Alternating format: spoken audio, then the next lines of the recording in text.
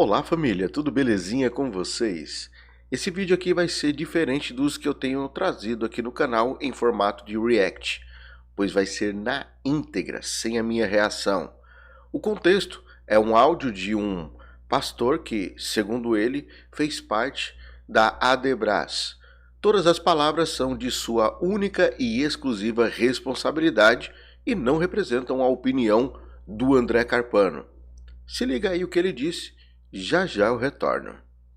Ei, André Carpano, uma boa noite na paz do Senhor Jesus.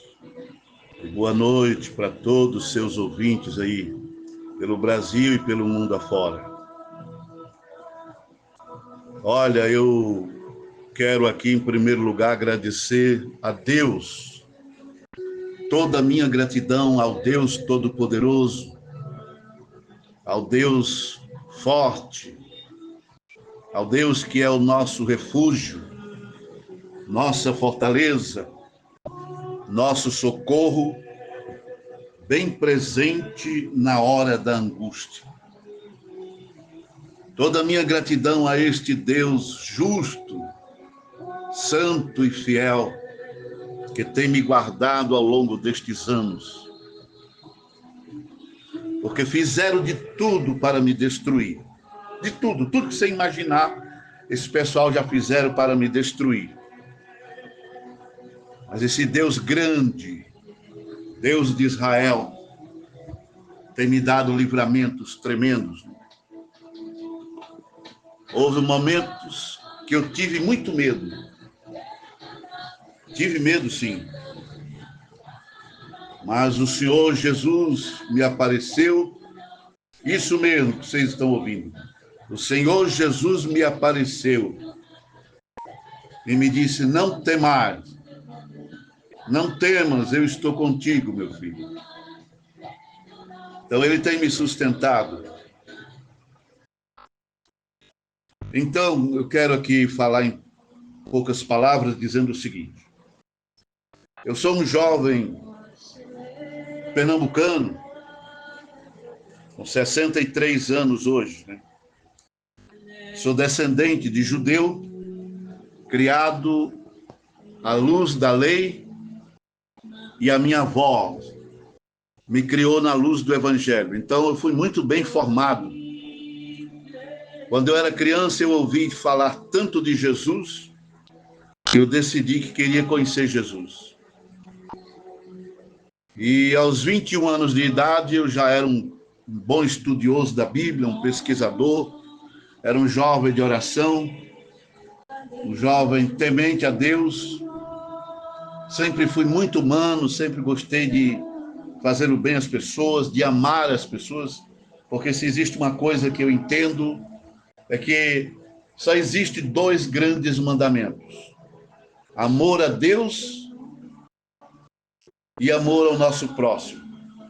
É aquilo que o Senhor Jesus disse: amai-vos uns aos outros como eu vos amei.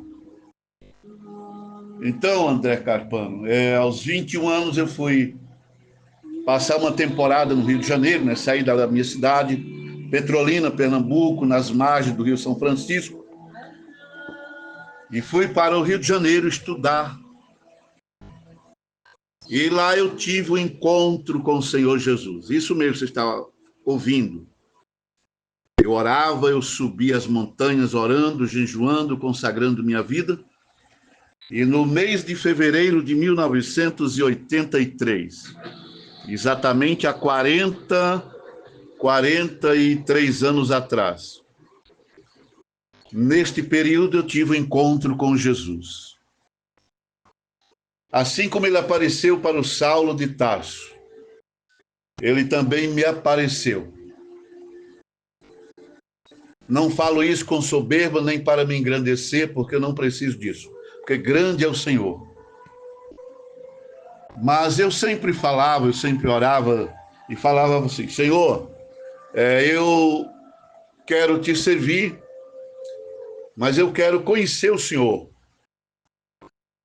E se eu não conhecer o Senhor como Moisés conheceu, se eu não conhecer o Senhor como Samuel conheceu, E se eu não te conhecer como Saulo de Tarso te conheceu, então minha vida não terá sentido.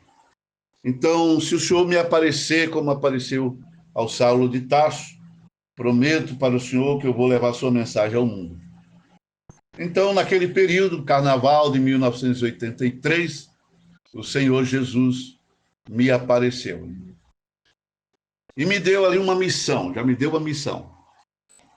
Foi claramente, falou assim, olha, eu te escolhi desde o ventre da tua mãe e tu és meu. Satanás tentou te destruir, mas eu te vesti no manto da minha glória e não deixei o mal te dominar. Vai, diz para os meus humildes que eu estou voltando. Observa a palavra, ele não disse assim, vai para os judeus, vai para o muçulmano, vai para os católicos, evangélicos, ele disse, vai e diz para os meus humildes que eu estou voltando. Diz que eu salvo, diz que eu curo os enfermos e diz que eu batizo com o Espírito Santo. Vou te dar poder para glorificar o meu nome, vou te exaltar no ministério da minha palavra, vou te colocar no meio dos grandes, preste bem atenção nisso aqui, vou te colocar no meio dos grandes, vou te ensinar coisas que você não sabe. E verás coisas que estremecerá o teu coração. Mas não tenhas medo, eu estou contigo. Falou essas palavras e desapareceu. E no outro dia já era pregador do evangelho.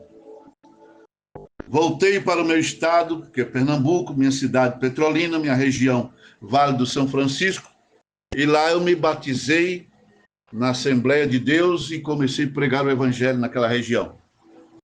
Alguns anos depois, houve algumas mudanças e pessoas da minha família sentíamos a necessidade de mudanças ministeriais. Aí aderimos aí à Assembleia de Deus de Madureira, aonde eu tinha me convertido lá no Rio de Janeiro a Cristo, né? Então procuramos a Assembleia de Deus de Madureira e começamos os trabalhos de Pernambuco. Eu sou um dos pioneiros do trabalho em Pernambuco com o saudoso pastor João de Freitas e família.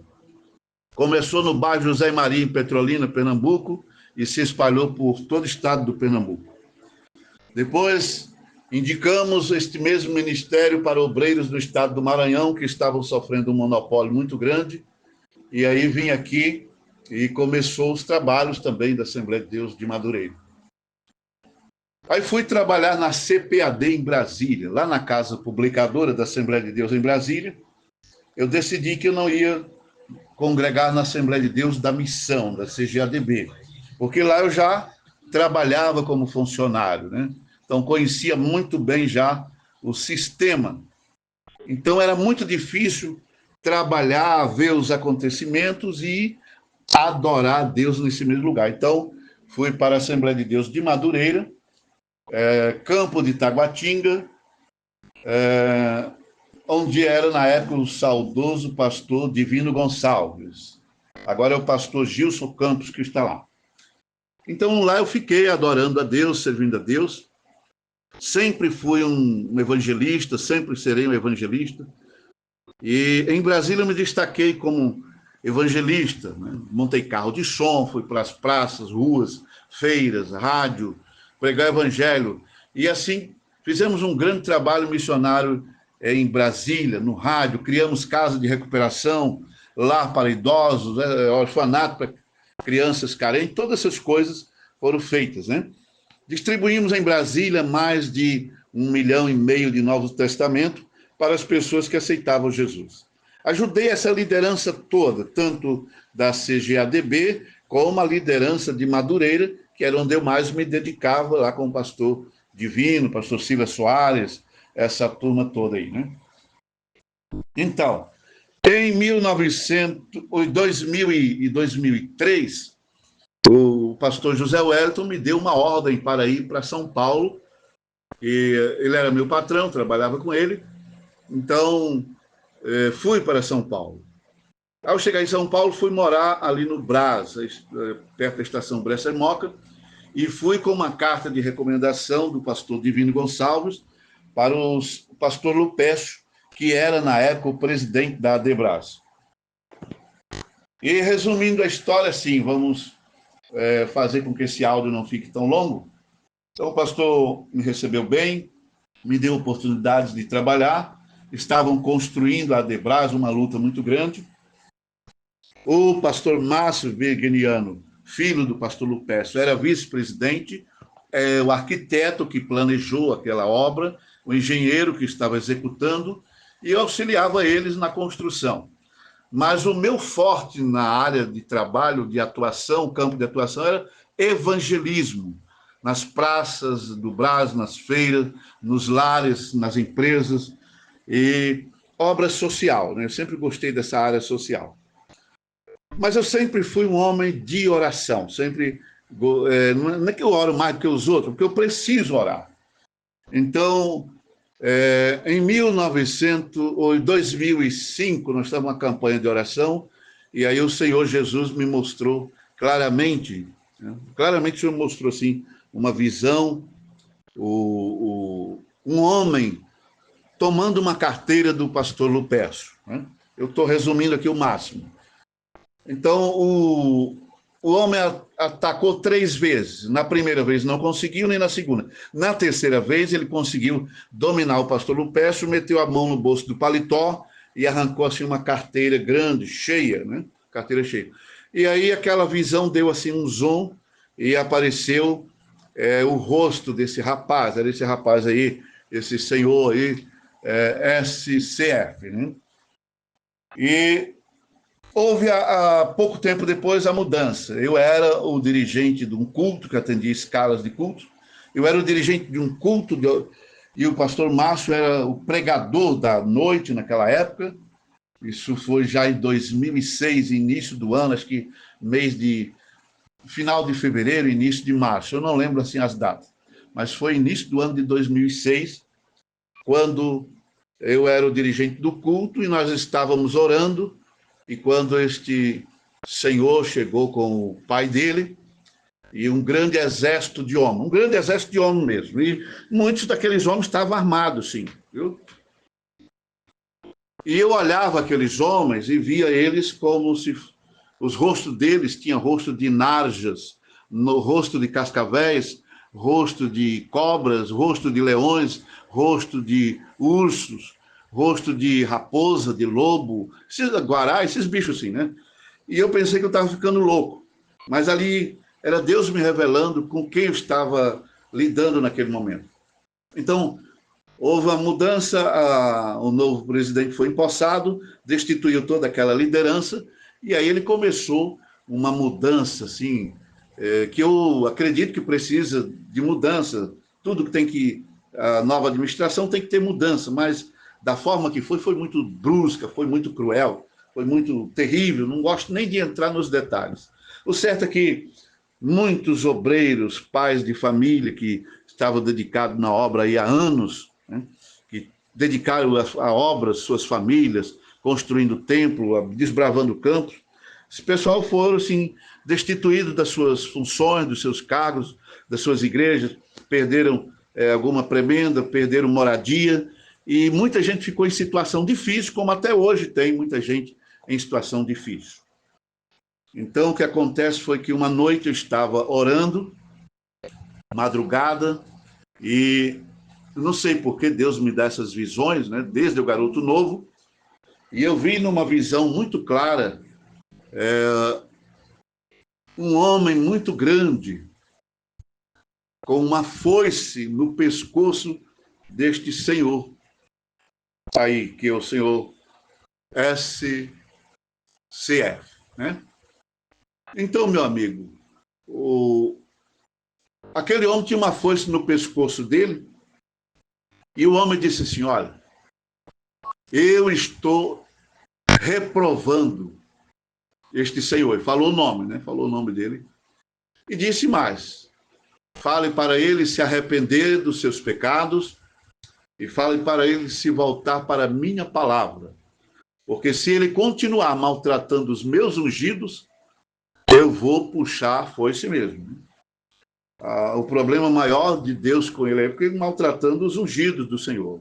maltratando os pequeninos do Senhor. Então, eu não queria ir, mas terminei indo. Depois de um bom tempo de sofrimento, entreguei essa mensagem para ele, e desde esse dia que o Brasil ficou pequeno para mim, né? Ele me expulsou da Debras de uma forma muito dura, foi terrível. Vocês não fazem ideia como foi humilhante sair da casa que eu ajudei a construir, deixar os irmãos amados, pessoas que eu amava, que eles me amavam. E o pior de tudo foi a dor emocional, né? Família sofreu, eu perdi família. Foi uma coisa complicada demais. Eu não quero aqui falar os detalhes porque me revolto e me desperta em mim um senso de justiça. Parece que manifesta em mim um espírito de justiça, e eu prefiro falar menos dessa situação. Mas foi muito sofrimento. Depois de ter sido expulso da Adebras, do ministério, que eu comecei, trabalhei, lutei, acreditando que era uma obra de Deus. Mas eu não me desviei do evangelho, eu fiquei fraco na fé, eu tive problemas sérios, né? Se eu for falar que os problemas não vai adiantar, porque ninguém vai resolver. E eu andei um tempo assim complicado mesmo, né? Aí pedi ajuda a muita gente, pedi ajuda ao bispo Manuel Ferreira, não me resolveu o problema, pedi ajuda dessa liderança toda essa liderança, eu pedi ajuda e ninguém me estendeu a mão. Me trataram como se eu fosse um rato, um imundo. Mas eu continuei pregando o evangelho, ganhando almas, e depois disso eu fiz um trabalho até melhor, porque pude fazer uma obra missionária independente, com a ajuda de Deus, patrocinado por alguns filhos na fé, e assim fiz um grande trabalho missionário no Brasil e fora do Brasil. Mas devido ao problema que aconteceu, separação de família, destruição do casamento, a minha ex-esposa, coitada, se acabou. Era uma mulher de Deus, mas se acabou. Então, eu terminei me afastando de tudo e me isolei. Eu vivo hoje uma vida isolada. Sou crente, sou servo de Deus. Se Jesus voltar agora, eu vou subir para o céu. Se Jesus me buscar agora, se porventura eu morrer agora, eu tenho certeza que vou para o céu. Mas eu venho orando, pedindo a Deus justiça. Já são 18 anos clamando a Deus por justiça. Eu não clamo por outra coisa a não ser por justiça, né? Para que Deus faça justiça, não só na Assembleia de Deus de Madureira, mas na CGADB também, porque a situação está muito complicada. A verdade é que esses líderes, de um modo geral, eles se apoderaram da Assembleia de Deus, né? A Assembleia que é de Deus, hoje parece que esses homens querem tomar a Assembleia de Deus para eles. Todos eles fizeram da igreja fonte de lucros, fonte de enriquecimentos. Eles se enriquecem os seus chegados aí às custas da igreja do Senhor. Não ajudam ninguém, eles não ajudam os pobres, eles não ajudam os missionários velhos que deram a vida na obra, mas arrecadam demais e não fazem nada por ninguém. E então eu clamo a Deus por justiça, né? E eu acredito que todas essas coisas que estão acontecendo é para o bem da obra do Senhor. Porque Deus me prometeu. Deus falou comigo que era para eu me afastar deles, que ele ia agir com justiça. E Deus falou comigo: eu vou levantar homens que vão trabalhar com o YouTube. Claramente eu ouvi a voz do Senhor dizendo: se afaste, se isole, fique calado, porque eu vou levantar homens, servos meus, que vão trabalhar no YouTube para desmascarar este sistema. E eu vou derrubar este sistema aí. Então eu me afastei, e hoje eu vejo todos vocês que eu não vou citar os outros nomes, mas eu vejo vocês como homens que Deus levantou com uma coragem muito grande para combater as injustiças, mostrar a realidade dos fatos e desmascarar este sistema bruto, injusto e cruel. É essa a palavra que eu falo. O sistema é bruto, é injusto e é cruel. Mas o nosso Deus é fiel, né? No meio do meu sofrimento, muito sofrimento mesmo. Eu estava orando à madrugada em um apartamento, e eu sou um homem de oração ainda. Ontem mesmo passei a noite toda orando até as 5 da manhã, e eu estava orando na madrugada quando o Senhor Jesus me apareceu. Eu vi ele na minha frente. Não estava vestido de branco, não tinha um rosto brilhando igual o sol, como das outras vezes. Era um homem, um ser humano normal ali na minha frente, e ele pôs uma mão no meu ombro esquerdo e falou assim, sorrindo, ele me disse assim, meu filho, não tenhas medo, eu estou contigo. Falou estas palavras e desapareceu. Depois que ele desapareceu, os dias foram passando e eu fui sendo consolado, eu fui sendo curado, eu fui restaurado, eu fui renovado, eu fui abençoado, né? Eu tive uma pressão alta de 22/17, eu estive várias vezes assim, cruzando a fronteira desse mundo com a eternidade. Eu me lembro que uma vez eu estive lá do outro lado e eu tinha feito um pedido para o Senhor por um final no meu sofrimento, e me apareceu uma luz lá do outro lado dessa vida aqui. E a luz bem forte, e de dentro da luz saiu um homem, um ser humano normal, e ele falou para mim assim, olha, o Pai ouviu tua oração, mas ele manda te dizer que ainda não é chegada a tua hora. Você vai voltar e vai fazer isso, isso e isso. Me deu uma missão. São 3 missões. E a primeira missão é exatamente essa. É mostrar a verdade para o público evangélico brasileiro e para o mundo tomar conhecimento. Essa é a primeira missão, que nós estamos começando a fazer ela agora, né? Aí tem uma outra missão muito longa e tem uma terceira, né? Então nós estamos aí voltando às atividades de trabalho com muito mais fé do que antes, com muito mais coragem do que antes, com muito mais disposição do que antes. E com uma convicção que o tempo de cantar chegou. O tempo de cantar chegou, o tempo da igreja cantar chegou. Porque Deus está, essas palavras, atenção, Igreja de Cristo no Brasil. Não estou falando aqui das placas das denominações, que eu não prego placa de denominação. A Igreja de Cristo. Chegou o tempo de uma limpeza nos púlpitos das igrejas. Deus está passando aí uma vassoura de fogo. Tem anjos de Deus com vassoura de fogo limpando esses púlpitos aí, e vai acontecer coisas tremendas aí, nesses púlpitos dessas igrejas de um modo geral. Todo esse pessoal que estão aí, usufruindo dos recursos da igreja, se enriquecendo, praticando injustiça, oprimindo os pequenininhos do Senhor, maltratando os missionários velhos, todos eles vão pagar caro, né? E vai haver mudanças.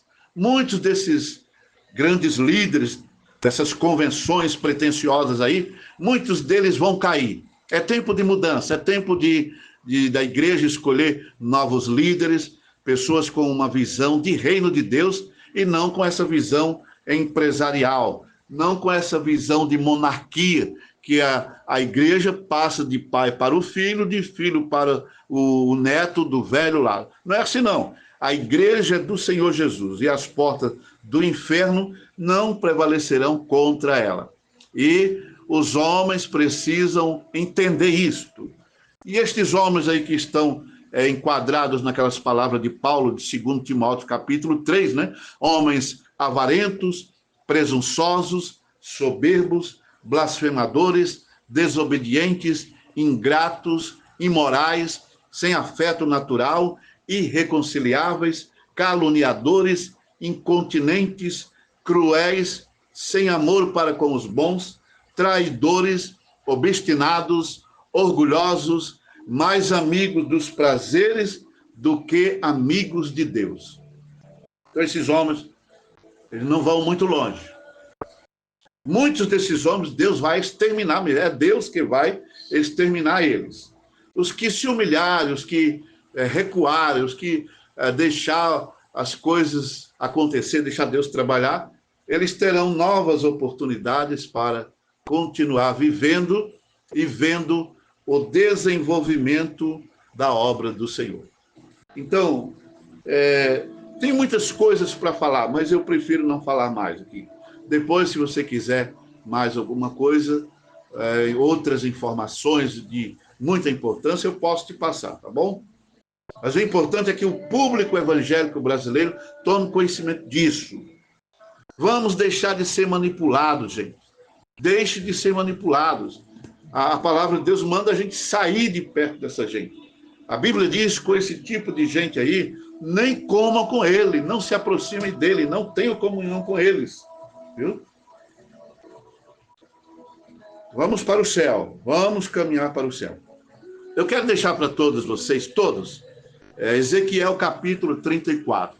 Todos os obreiros, pastores, os velhos que já estão inativos há muito tempo, os que estão começando agora, e esses meninos novos aí que às vezes falam coisas que duvidando da nossa palavra, vão lá em Ezequiel capítulo 34 e vejam como é que é o ministério pastoral. Se o seu pastor presidente da sua convenção, do seu ministério, da sua congregação, ou qualquer obreiro, se ele está enquadrado nessa mensagem de Ezequiel 34, se afaste dele. E 2 Timóteo, capítulo 3, carta de Paulo a Timóteo, capítulo 3. Paulo diz assim, destes afasta-te. Com os tais, nem comais com eles, viu? Nem comer com eles, porque Paulo que diz, são obreiros cães. E o nosso negócio é com Jesus, o nosso negócio é com o céu. Vamos caminhar para o céu, viu?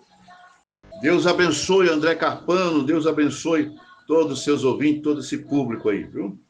A turma tão brava comigo, já estão me ameaçando aqui, viu? E eu estou tremendo de medo deles. Estou tremendo, né?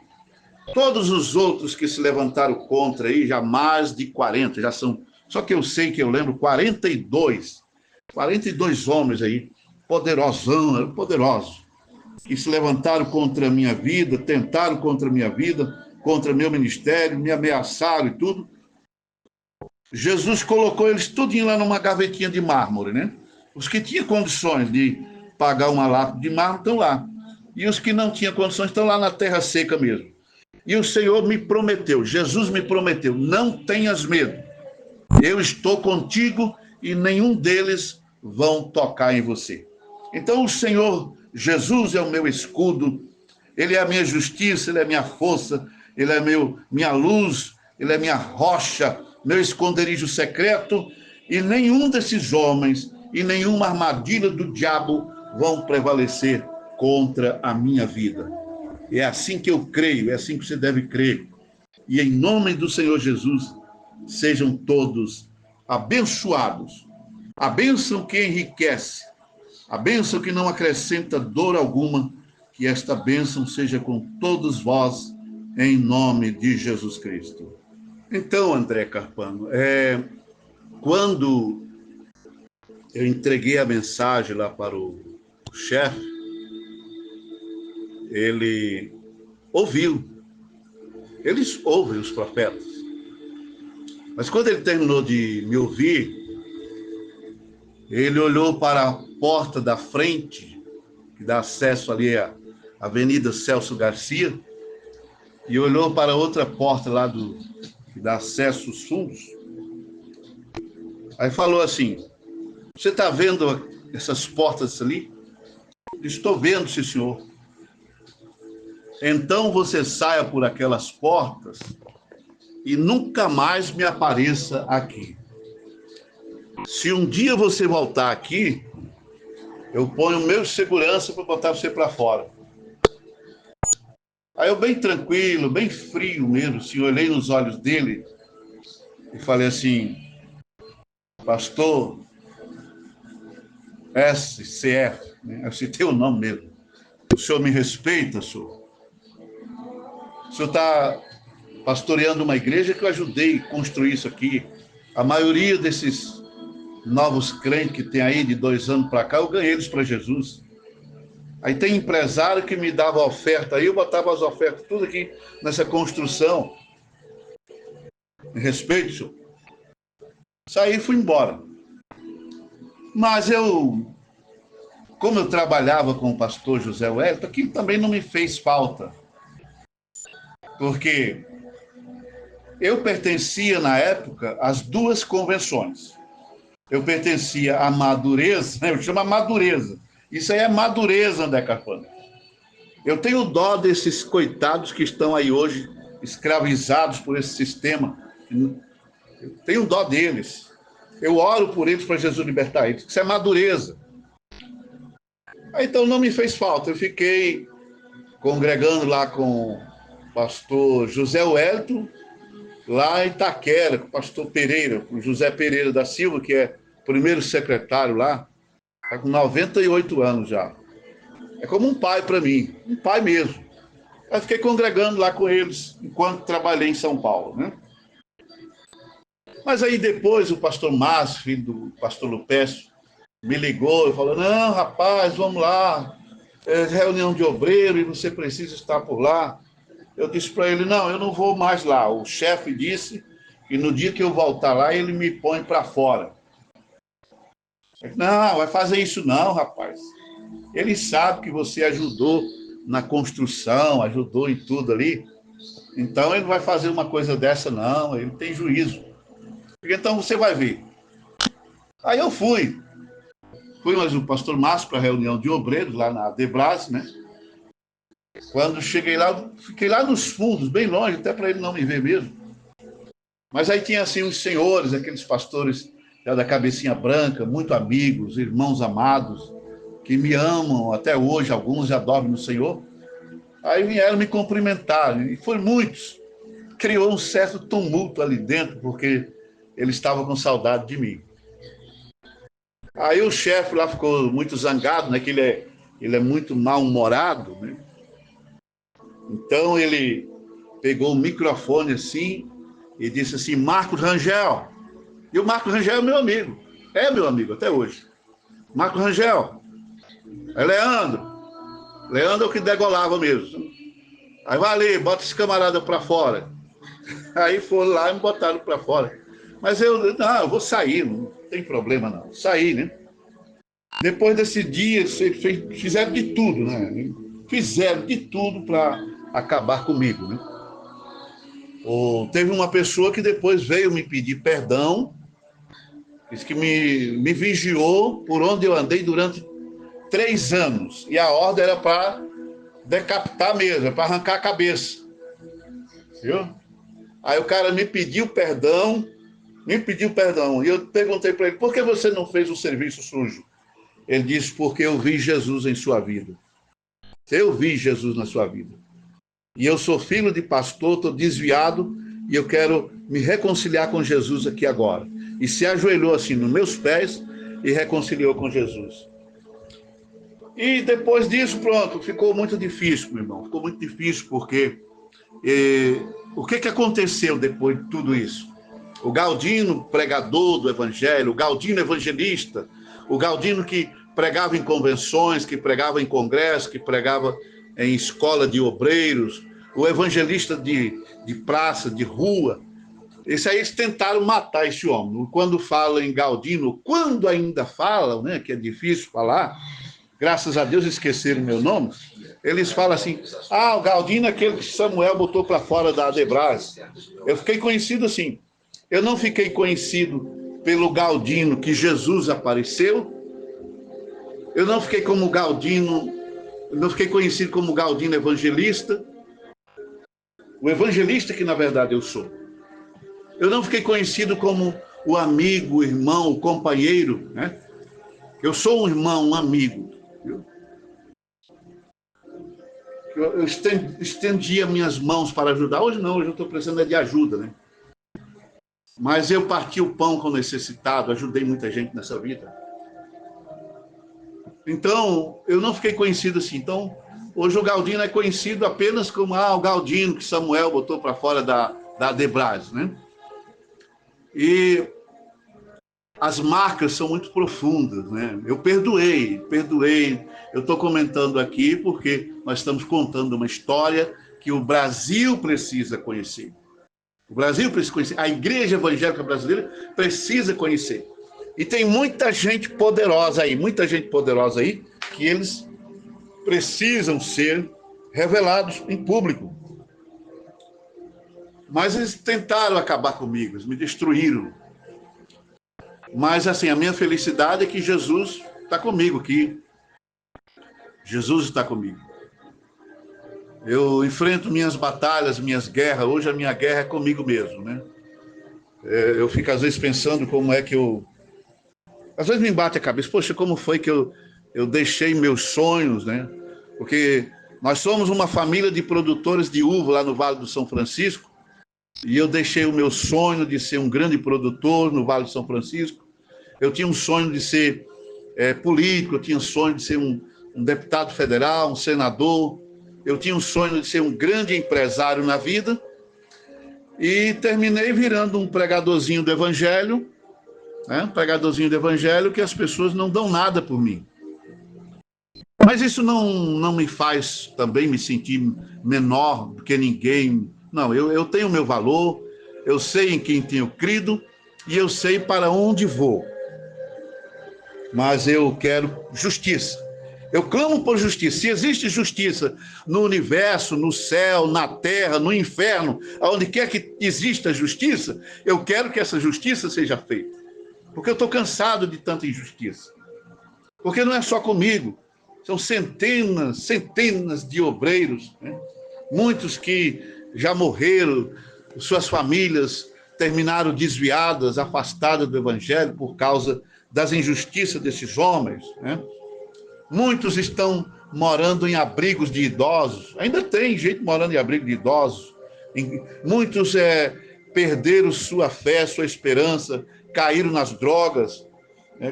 Eu ajudei muita gente com casa de recuperação. Nós tivemos projeto aí de casa de recuperação que chegou a recuperar 3.000 pessoas. Nós temos aí em São Paulo a Criso, do pastor Afonso, da qual eu faço parte aí da direção também. Nós temos a Vim de Vida em Brasília, né? Que era o saudoso pastor Cauí, agora é a pastora Raquel e o pastor Moissan, mas eu faço parte da criação desses projetos, da direção desses trabalhos, né? E recuperando vidas. Mas preciso fazer alguma coisa agora para despertar o público a mudar a visão. O evangelho de Cristo não é isso aí. O evangelho não é juntar uma multidão de gente aí, 20, 30, 40 mil pessoas, fazer show evangélico, pular, dançar, farrar, prostituir, pecar e até usar droga, né? Porque já estão fazendo isso aí. Né? Não, o evangelho de Cristo é renúncia.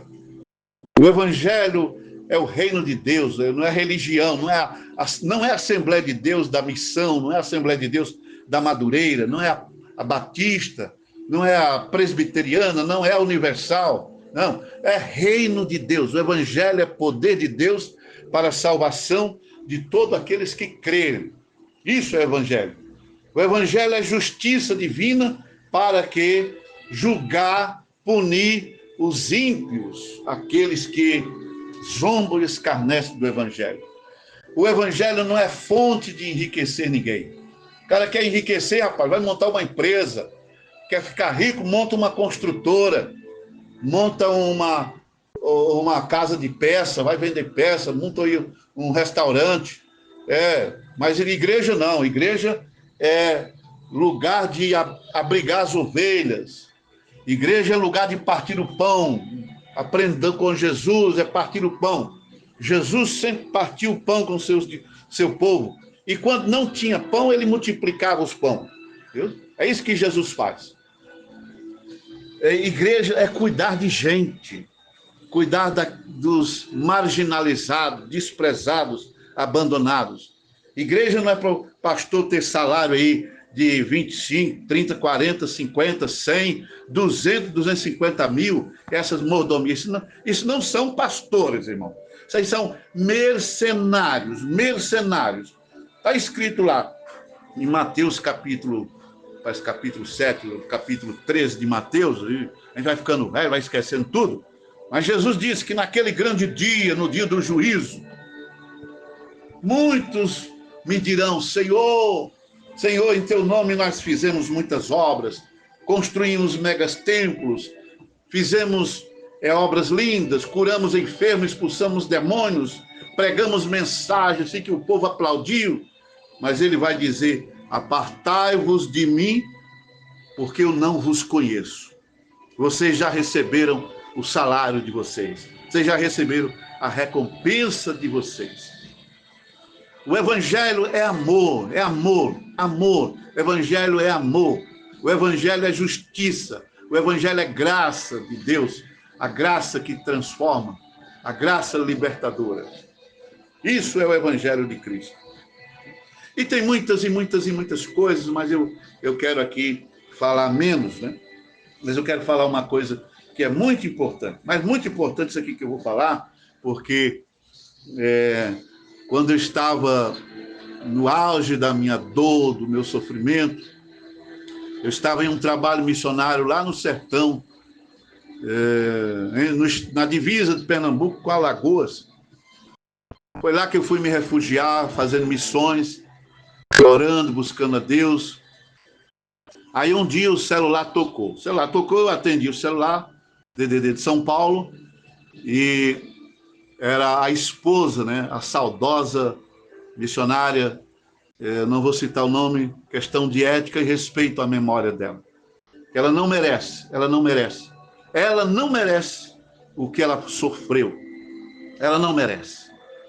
Então, ela chorando me pediu perdão. Olha, perdoa meu marido, perdoa as maldades que ele fez com o senhor.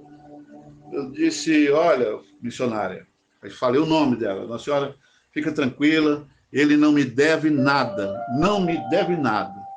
O negócio dele é com Deus. É com Deus que ele vai se acertar.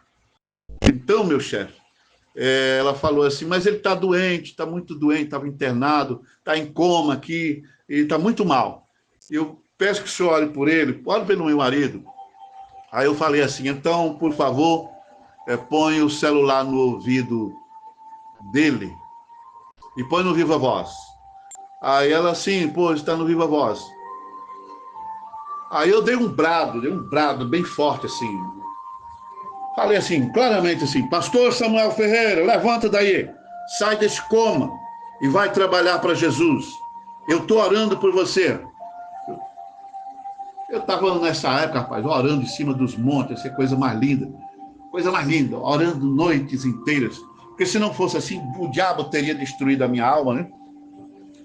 Aí o homem, graças a Deus, saiu do hospital, estava pregando o evangelho. Ele estava pregando o evangelho. Mas agora não, agora ele não vai pregar não. Presta bem atenção nisso aqui. Ó. Não vai pregar agora vai ficar quietinho, viu? Vai ter que fazer uma limpeza, vai ter que ser desmascarado, vai ter que ser afastado para tratamento. É Deus que está fazendo isso aí. Tratar. Viu?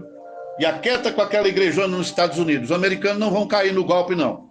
Os americanos não vão cair no golpe. Viu? Porque Deus não vai deixar. Então é tempo de mudança. Todo esse povo aí, ó, todo esse povo dessa liderança, se voltem ao primeiro amor. Se voltem para Cristo, se voltem para a palavra. Deixem de ser orgulhosos, deixem de ser arrogantes, deixem de ser prepotentes, deixem de se achar superior aos outros, porque só eles acham que são a única igreja poderosa, unida no Brasil e no mundo. Conversa, rapaz, sejam humildes, viu? É tempo de se voltar para cuidar dos pobres, e cuidar dos pobres da casa, né? É tempo de partir o pão com os necessitados da própria casa, viu? Esta é a palavra de Deus para essa gente aí que acha que vão dominar o Brasil, dominar o mundo. E não tenham medo não, viu? Eles têm deputado, eles têm ministro, eles têm juízes, eles têm aí um exército de homens poderosos com eles, e eu tenho o Deus da justiça, o Deus Todo-Poderoso comigo, e tenho a justiça de Deus em meu favor. Viu? O escudo da justiça de Deus é comigo. A espada de Deus peleja e trabalha em meu favor. Então, se volte agora para cuidar dos pobres, povo da Madureza. Pessoal da Madureza aí, se volte agora para ajudar os obreiros velhos que vocês massacraram. Obreiros que trabalhavam muitos anos aí, vocês deixaram eles na miséria. Vocês estão ricos, se acham ricos. Vocês estão dizendo, ricos somos. Vocês são miseráveis. Miseráveis. A riqueza de vocês, para Deus, ela é lixo. Compartilhe a riqueza de vocês com os pobres necessitados, com os missionários velhos. Aí Deus vai se agradar de vocês. E procurem ser mais humildes. E não tenho medo, não tenho medo. Né? Se me levarem em qualquer tribunal aí, ó, é lá mesmo que eu quero, diante de um tribunal, perante um juiz, viu? Para que a minha causa seja julgada. 42 anos de trabalho, de sofrimento. E hoje abandonado aqui, abandonado por todos eles me abandonaram. Tanto esse pessoal da Madureza, como o pessoal da CGADB, todos eles me abandonaram. Esse Wellington Júnior aí, eu ajudei esse camarada a se tornar presidente da CGADB, viu? O velho José Wellington pedia para mim viajar pelo Brasil, convencendo os líderes a votar no Wellington Júnior, viu? Quando esse Wellington Júnior aí assumiu a presidência da CGADB, o primeiro que ele descartou foi eu. Eu tenho que mudar esse sistema. Essa turma lá de Brasília, essa turma lá de Brasília, a Brasília ali está precisando de uma limpeza. A Assembleia de Deus de Brasília, a DEB de Brasília está precisando de uma limpeza, uma mudança. E assim é no Brasil inteiro. Tem que haver mudança. O povo evangélico precisa acordar-se. E como que vence isso? É na oração e no jejum. E botando pressão, irmão. Tem que botar pressão. Viu? Gente corrupta, gente maligna, gente diabólica, espírito demoníaco, tem que ser expulso do meio do povo, do meio da liderança, em nome do Senhor Jesus. É assim que funciona com Deus, viu?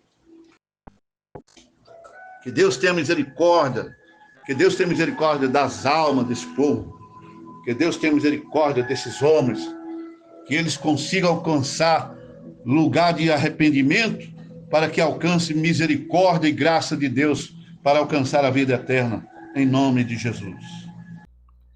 E aí, o que vocês acharam do posicionamento e do testemunho desse ex-pastor ligado aí a Adebras? Bom, deixa aí nos comentários. Eu vou ficando por aqui. Um forte abraço. Até um próximo vídeo. Fui.